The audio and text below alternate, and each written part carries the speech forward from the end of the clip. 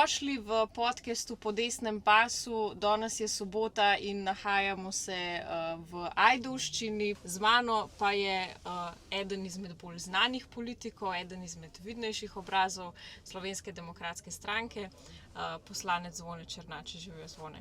Živijo, hvala lepa za povabilo. Sem prav vesel, da sem danes tukaj z vami. In moram reči, da se počutim prav domače. Zakaj? Zaradi tega, ker hodimo že 18 let na dopust z avtodomom. Aha, okay. Nas je sicer vedno manj, ne? Najprej nas je bilo 5, potem 4, 3, no zdaj smo pa že nekaj let, sama žena, otroci odraščajo.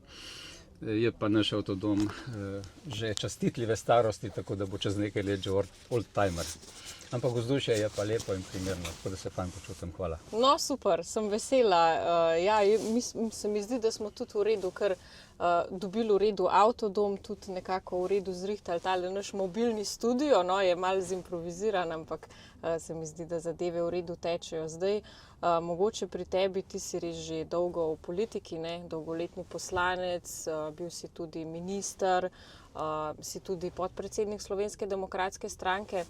Pa me zanima, kdaj se je pri tebi pojavila ta želja, da greš v politiko, oziroma kaj je bil tisti, kako bi rekla, odločilni faktor, no, da si tako storil ta korak. Jaz sem dolga leta bil aktiven na lokalnem nivoju.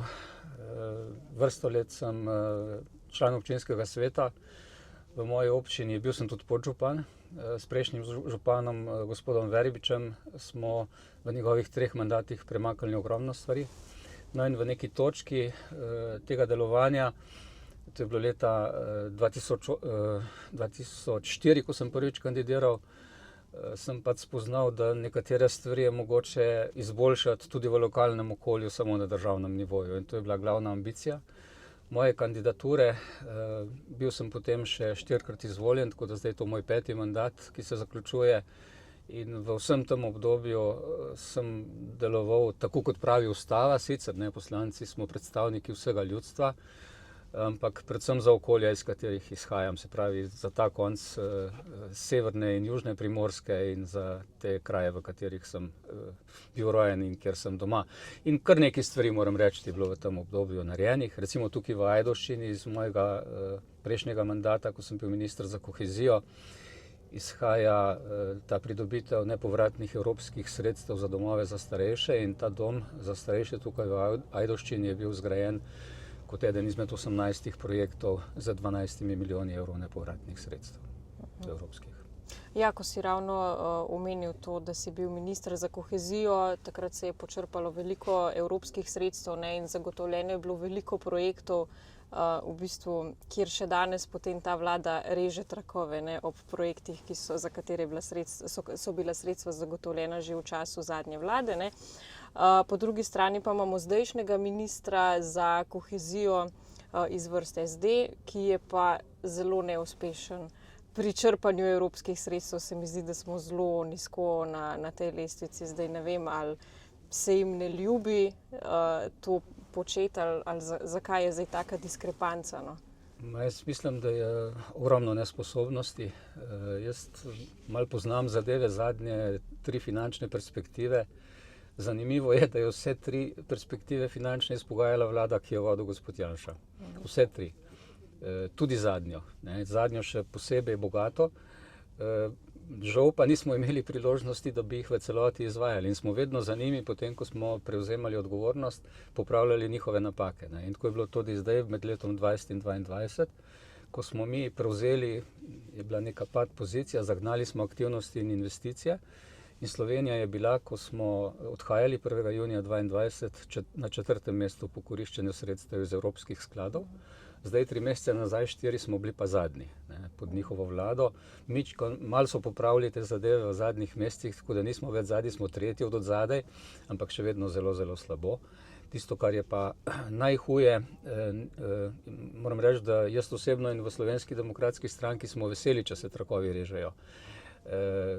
In na tistih projektih, ki so bili zastavljeni pod našo vlado, ker jih ta vlada žal ni zastavila praktično nobenega, ne na področju oskrbe starejših, ne na zdravstvenem, ne na stanovanjski oskrbi, smo veseli, če se trakovi prerežejo. Žal pa se marsikateri ni zaradi njihove nesposobnosti. Iz teh istih sredstev, kjer smo izpogajali 93 milijonov za 18 domov za starejše, nepovratnih evropskih sredstev, smo izpogajali tudi precejšen obseg sredstev za izboljšanje zdravstvene infrastrukture. In žal so tukaj popolnoma zavozili. Klinični center je bil že v prenovi, izvajalec je že izvajal celovito prenovo kliničnega centra, 50 milijonov evrov nepovratnih sredstev smo tam dobili. Žal so zamočili, ker so se ukvarjali z zamenjavo direktorjev, ukvarjali so se pol leta s tem, kako ustoličiti prijatelja gospoda Goloba iz mladostnih let, iz kajakaških časov. Direktor gospod Juh je tisti, ki je zdaj direktor kliničnega centra. In seveda zaradi tega, ker so se ukvarjali s temi kadrovskimi premiki, namesto da bi se ukvarjali z vsebino, je ta investicija prišla v zamudo. Izgubili so 50 milijonov evrov sredstev, iz 70 milijonov se je do danes podražila na 136 milijonov evrov, pa še vedno ni končana. Da ne govorim o Mariboru, kjer je bilo zagotovljenih 52 milijonov nepovratnih sredstev za novo infekcijsko kliniko. Že leto in pol izbirajo izvajalca, še vedno ni izbran, ta sredstva so izgubili in tako naprej. Tako da tukaj moram reči žalosti, da tam, kjer je naš predsednik se zelo trdo pogajal med 17. in 21. julijem 2020 in izpogajal rekordni obseg sredstev iz evropskih skladov, da so na nekaterih nivojih popolnoma zamočili in delali s tem tudi škodo ljudem. Pa tudi prejšnja vlada je bila zelo uspešna na ekonomskem področju. Smo bili, se mi zdi, da eni izmed najboljših pri obvladovanju korona krize. Medtem ko ta vlada v času, ko ni krize, ko ni vojne, ko ni epidemije, je pa v bistvu jim je uspelo nekako gospodarstvo spraviti na kolena in ustvarili so 2-milijardno luknjo v proračunu. Zdaj, kam pa gre ves ta denar, če ne za take projekte, se pravi za bolnice, za gradnjo domov ostarele, kot se enormno so povišali porabo ob vedno bolj usihajoči gospodarski rasti, kar bo problem oziroma je že problem. Potrebno je povedati, da ko je ta sedanja vlada Golobova nastopila 1. junija 2022, je bilo za nami leto 2021, izjemna gospodarska rast, 8,2%. Zakaj je bila tako visoka? Bili smo prvi ne samo v Evropi, ampak v svetu po gospodarski rasti takrat, ker je vlada, ki je vodila med letoma 2020 in 2022 v zelo težkih COVID časih, sprejemala ustrezne ukrepe, da je gospodarstvo začelo po izhodu iz COVID krize zelo hitro rasti. Se pravi, pravilne odločitve so bile sprejemane v tistem obdobju, zdaj pa žal niso. Da odločitve niso sprejemane bile pravilne, govori to, da smo v teh 4 letih Golobove vlade iz 8,2 padli v lanskem letu na slab odstotek gospodarske rasti. Te številke kaj pomenijo? Če je bila rast 8,2%, pomeni, da se je ustvarilo več kot 5 milijard evrov več v enem letu, pomeni toliko več sredstev za pokojninsko, zdravstveno blagajno in za vse ostale potrebe javnega sektorja in sociale. Zdaj, pod njihovo vlado v zadnjem letu pa slab procent pomeni 500 milijonov evrov. Pravi, toliko manj. Na drugi strani se je pa enormno povečala poraba zaradi napačnih odločitev na začetku njihovega mandata, ko so dobro davčno reformo, ki je dvignila splošno olajšavo iz 3,5 na 7,5 in bi preko tega zaposlenim na letnem nivoju ostalo tistim z minimalno plačo 2100 evrov več, tistim za povprečno 3600 in z dvakratnikom povprečne 5200 evrov več v žepu, brez povečevanja vseh ostalih, se pravi bruto zneskov, so to odpravili, povečevali so plače v javnem sektorju, dodatnih 1,6 v 2 letih. Na hitro so uvedli božičnico, ki je šla samo v smeri kupovanja volilnih glasov, ker če temu ne bi bilo tako, potem bi jo uvedli verjetno kakšno leto prej. Nekaj podobnega glede 150 evrov regresa za upokojence, kjer smo predsednika vlade pred dobrim letom vprašali, kako da tega ne bo glede na draginjo, ki je bila konc leta 2024 in rekel, da si tega upokojenci ne zaslužijo, ker so itak penzije rastle hitreje kot življenjski stroški. Zdaj so pa to naredili, hvala Bogu, da ja. Tudi na napačen način moram reči, ko smo mi prevzeli odgovornost za državo leta 2020, smo potem upokojencem dali 3-krat ta neke vrste dodatek, draginjski, božičnica, če želi. dali smo ga na ta način, da so bili ti zneski med 130 in 330 evri in največ so seveda dobili tisti z najnižjimi pokojninami. Ker recimo nekdo, ki ima 3200 evrov pokojnine, verjetno lažje preživi neko draginjo na področju hrane in osnovnih življenjskih potrebščin, kot tisti, ki ima, prej sem se z enim gospodom pogovarjal, 350 evrov pokojnine. Zaradi tega smo mi, in tako bi tudi moralo biti za naprej, in to bomo spremenili, dali tistim upokojencem, ki imajo nizke pokojnine, največje dodatke, božičnica, draginjska in tako naprej, tistim z najvišjimi pa ali nič ali pa manjše. In še ena zadeva, ki se nam ne zdi poštena, uvedli so ta dodaten davek za dolgotrajno oskrbo, ki se itak ne izvaja v pomembnem delu in obremenili so s tem davkom upokojence. Gre za neke vrste prispevki se plačujejo v aktivni delovni dobi. Nepošteno je, da se potem, ko se nekdo upogica, ga dodatno obremeni z dodatno obremenitvijo in ta prispevek bomo, ko prevzamemo odgovornost, ponovno takoj odpravili za upokojence. Vse ostale pa seveda začasno zamrznili, da vidimo, kje smo, ker to, kar se dogaja zdaj, da se 150 milijonov teh sredstev, ki bi se moralo uporabljati za dolgotrajno oskrbo, uporablja za to, da se likvidnostno rešuje proračun, je slaba odločitev oziroma nespoštljiva odločitev do ljudi, do davkoplačevalcev. Ampak kako je to možno, da jim je uspelo sistem dolgotrajne oskrbe tako zafrkniti, če se tako izrazim, ker zakon je bil že pripravljen v času zadnje vlade, dolgotrajna oskrba bi se morala že izvajati, se mi zdi, da nekje 2 leti, oni so pa to iz nekega revanšizma ukinili, zamaknili in seveda ponudili ljudem meglo, v bistvu so nam prodali. Ja, en vidik je ta revanšizem, če se spomniš, takrat na začetku mandata so odpravili številne dobre odločitve prejšnje vlade, ki so šle tudi v smeri debirokratizacije sistema s nekim zakonom, nekim omnibus zakonom. No, ta zakon o dolgotrajni oskrbi, ki ne samo, da je bil pripravljen, ampak je bil sprejet 9. decembra v parlamentu prejšnje vlade 2021, je bil ta zakon sprejet in določal je enoletni odlok uveljavitve, zato da se sistem vzpostavi. Se pravi, na 1.1.2023 bi se moral ta zakon v polni meri uveljaviti, razen oskrbe na domu, kjer je bil 6-mesečni dodaten zamik na 1.7.24 zaradi pač specifike problema. Potem so pa najprej ta zakon zamaknili za leto dni, celo prepričali večino volivcev, da so jim pritrdili, se pravi, da so glasovali ljudje, tisti, ki so glasovali za to, da se to zgodi v lastno škodo. Potem pa so jih prinesli okrog, kljub temu, da so jim dali mandat za enoletni zamik na 1.1.24, tega 1.1.24 ni bilo, ampak šele 1.7.25 ne bi bila oskrba na domu, ki je ni, in 1.12.25 nižje položnice v domovih za starejše. Se pravi, ljudi so ogoljufali za 35 mesecev nižjih položnic, ker po prejšnjem zakonu, ki je bil sprejet v času vlade Slovenske demokratske stranke, bi te morali biti nižje od 1. januarja 2023. Zakaj so to naredili? En del je ta revanšistična politika, drugi del pa zelo umazana politika. Zakaj te nižje položnice šele konec leta 2025, ker so vedeli, da bodo volitve čez par mesecev in da si pač ljudje zapomnijo, da so kao oni nekaj dobrega zanje storili. Zelo umazano moram reči, ker to je bil tisti del zakona, ki je bil najlažje uresničljiv. Problem tega zakona, ki ga ne izvajajo, je pa v tem, da je zakon, ki smo ga takrat sprejeli v mandatu prejšnje vlade, imel cilj, da se ljudem, ki potrebujejo kakršnokoli oskrbo, to oskrbo tudi omogoči. Zdaj imamo pa 12.000 čakajočih na posteljo v domovih za starejše, od teh 6.000 tistih, ki bi nujno potrebovali posteljo, pa tega nimajo.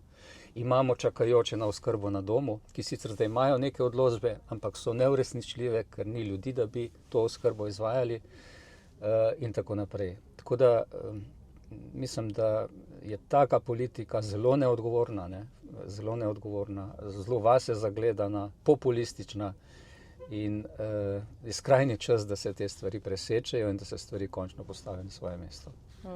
V bistvu meni je ful zanimivo od trenutne vlade, ker vsaka normalna vlada, ki dela za narod, ki dela v dobrobit naroda, že takoj ob začetku mandata začne ljudem olajševati življenje, ne. Delati v dobro ljudi, medtem ko ta vlada pa ravno obratno. Oni so najprej vse sesuli, kar se je dal, zdaj pa par mesecev pred volitvami oni talajo neke bombončke, pa zdaj bo Golob tudi omilil sistem za normirance, ne, ki so ga sami najprej utežili.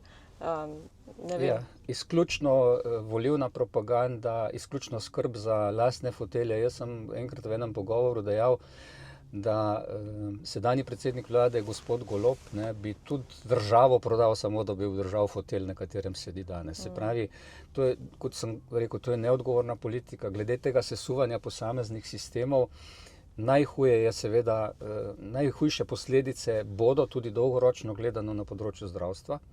Tam ne sam, da niso nadaljevali dela, ki je bilo začeto, ne, v prejšnji vladi. Prej sem povedal glede teh nepovratnih sredstev za izboljšanje prostorskih in ostalih kapacitet javnega zdravstva. Prejšnja vlada je tudi v parlament poslala in je bil leta 2021 sprejet zakon, ki zagotavlja v 10 letih približno 2 milijardi evrov sredstev za izboljšanje sistema javnega zdravstva. In kljub temu, da je bil zakon sprejet in da ima finančne vire približno 200 do 250 milijonov evrov, tudi tega niso uspeli spraviti v življenje. Mislim, da niti tretjine teh sredstev niso bili sposobni v tem obdobju investirati. Dej, kaj se dogaja? Ljudje vedno težje dostopajo do zdravnika, besni so pa na zdravnike, ki za to niso krivi, ne. Besni bi morali biti na ministrico pa na vlado, ker ni vzpostavila ustreznega sistema plačil storitev in ni naredila sistemskih sprememb tam, kjer bi to bilo potrebno. Ni porezala pipic tem, ki so prisesani na preplačane storitve, na preplačano opremo in vse ostalo, kar se še vedno dogaja v tem sistemu. Ni omogočila izboljšanja sistema oskrbe na primarnem nivoju, se pravi osebnih oziroma družinskih zdravnikov. Imamo trenutno 150 tisoč ljudi, ki nima dostopa do osebnega zdravnika, nimajo izbranega osebnega zdravnika. Recimo za primerjavo, 2 leti nazaj so imeli v Avstriji podoben problem, slabo dostopnost do osebnega zdravnika. Razpisali so 80 podpor ambulantam družinske medicine, vsaka po 100 tisoč evrov nepovratnih sredstev. Dobili so 80 dodatnih osebnih zdravnikov za 8 milijonov evrov. Za relativno majhen znesek so pokrili potrebe, točno take, kot jih imamo zdaj mi, ne, kjer 150 tisoč ljudi, ne, vsak pač družinski zdravnik lahko, bi rekel, kvalitetno obravnava približno 2000 pacientov in s tem bi pokrili ta primanjkljaj. Kaj je naredila naša Golobova oblast 2 leti nazaj, se še spomnimo. Med Božičem in Novim letom je ta isti znesek vrgla v propadajočo Litijsko 51. 7,7 milijona evrov so zmetali v nek objekt, kjer nikoli ne bo nič pametnega za državo, ki dodatno propada in požira dodatna davkoplačevalska sredstva. Tako da naša naloga in ambicija je, da po 22. marcu je to ena izmed prioritet, ureditev zdravstva na več nivojih.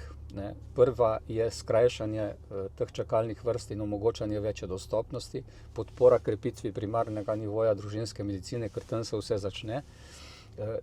Prenehanje te, rekel, svete vojne proti zdravnikom, ki se je šla Golobova vlada, in vzpostavitev normalnega sistema, kjer, kot je povedal enkrat v enem pogovoru dr. Noč, ne rabimo izumljati tople vode, samo prekopiramo tisto, kar imajo sosedje Avstrijci in bo sistem deloval.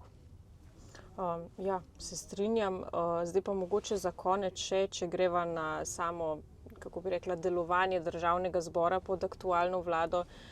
Zdaj se mi zdi, da delujejo izrazito sovražno, se pravi trenutna koalicija, ne. Aktivno delajo na tem, da se poslancem opozicije jemlje beseda, med drugim tudi tebi so večkrat odvzeli besedo, ne, in s tem v bistvu odvzeli besedo določenemu delu prebivalstva, državljanov, ne.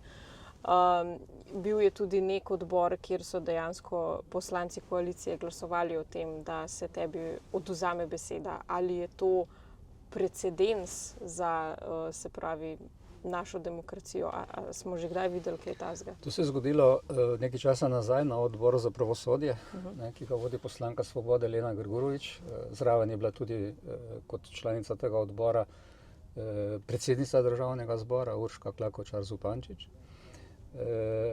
Jaz sem razpravljal o krivem sojenju na tistem odboru In v trenutku, ko sem citiral člen ustave in kazenskega zakonika, ki govori o tem krivem sojenju, se pravi, v katerih primerih gre za krivo sojenje, razprava se je vezala na zgodbo Trenta in na ta političen proces, mi je predsednica vzela najprej besedo, potem pa so še vsi koalicijski poslanci glasovali za to, da se mi ta beseda odzame. Vključno s predsednico Državnega zbora, ki bi morala biti, vkolikor bi razumela svojo vlogo, samo prva med enakimi, branik demokracije in procedure, ker v trenutku, ko nek poslanec, ne glede na to, iz katere politične stranke je, postane predsednik Državnega zbora, preskoči iz te političnega miljeja svoje politične opcije in mora skrbeti za enakopravnost vseh 90 poslank in poslancev. In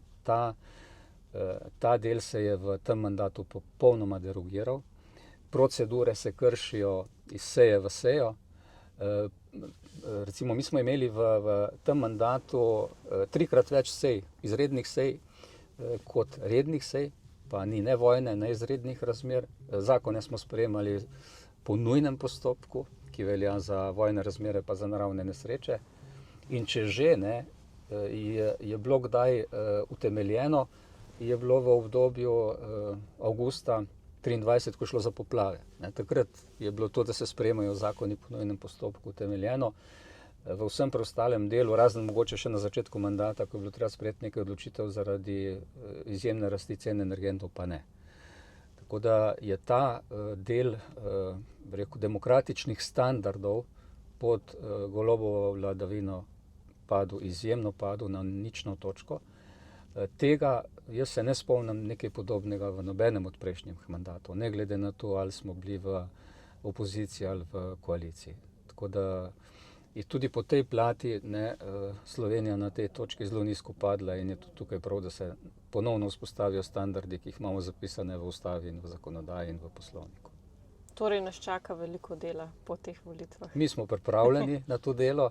Ne bo časa, ne 100 dni, kot rečejo na začetku, ko vlada prevzame, tukaj ne bo časa niti dneva. Zaradi tega imamo v okviru stranke in v okviru strokovnega sveta pripravljene predloge prvih zakonov, ki jih bo potrebno sprejeti v prvem mesecu dni. Odpraviti takoj vse slabe odločitve, vrniti nazaj stvari na svoje mesto tam, ker jih je potrebno vrniti, in potem v prvih 3 mesecih sprejeti tiste odločitve, ki bodo Slovenijo ponovno postavile na zemljevid, kjer je že bila, ki si ga zasluži, in ponovno med najuspešnejše države, kot je bila leta 2021, ko je bila prvak v okviru Evropske unije in sveta, kar se tiče odboja iz krize. In mislim, da Slovenija to zmore. Mi smo sicer majhen narod po številu, nas je vse skupaj s tistimi, ki so svojo priložnost našli izven naših meja, 2,5 milijona. Ampak smo velik narod, preživeli smo stoletja, preživeli smo, ni nas uničil nacizem, ni nas uničil fašizem, ni nas uničil komunizem in 22. marca moramo poskrbeti, da nas ne bodo uničili postkomunisti, ki nam danes vladajo. Ja, res je. Pa seveda, da se spet slovenski človek postavi na prvo mesto. Najlepša hvala za tale pogovor. Želim vso srečo na volitvah, verjamem, da bodo uspešne. Ja, hvala lepa. Ja. In uspešno in srečno pot še naprej. Hvala.